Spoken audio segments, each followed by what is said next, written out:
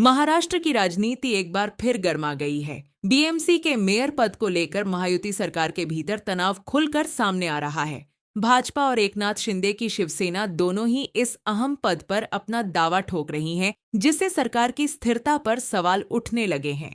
BMC चुनाव में भाजपा को 89 सीटें मिली हैं, जबकि शिंदे गुट को 29 सीटों से संतोष करना पड़ा है। इसके बावजूद शिंदे गुट की मांग है कि पहले 2.5 साल उनका मेयर बने। वहीं भाजपा का कहना है कि सबसे बड़ी पार्टी होने के नाते मेयर पद पर उसका अधिकार बनता है। सत्ता साझेदारी को लेकर दोनों दलों के बीच बातचीत चल रही है, लेकिन अब तक कोई सहमति नहीं बन पाई है। इसी बीच उद्धव ठाकरे की शिवसेना भी राजनीतिक रूप से सक्रिय हो गई है।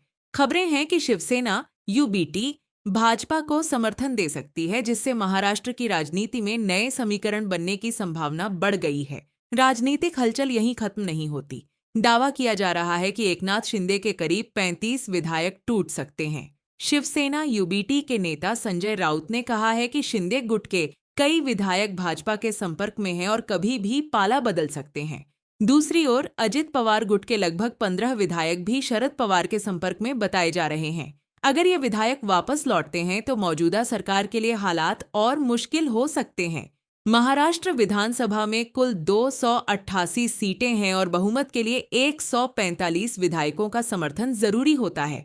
फिलहाल सरकार भाजपा शिंदे गुट और अजित पवार गुट के समर्थन से चल रही है, लेकिन विधायकों की संभावित टूट सरकार की नींव हिला सकती है। इन सब के बीच मुख्यमंत्री देवेंद्र फडणवीस और एकनाथ शिंदे के बीच खींचतान की खबरें भी लगातार सामने आ रही हैं। कहा जा रहा है कि शिंदे उप मुख्यमंत्री का पद तभी स्वीकार करने को तैयार हैं जब उन्हें गृह मंत्रालय की जिम्मेदारी दी जाए। हालांकि फडणवीस इन मतभेदों को अफवाह बताते रहे हैं।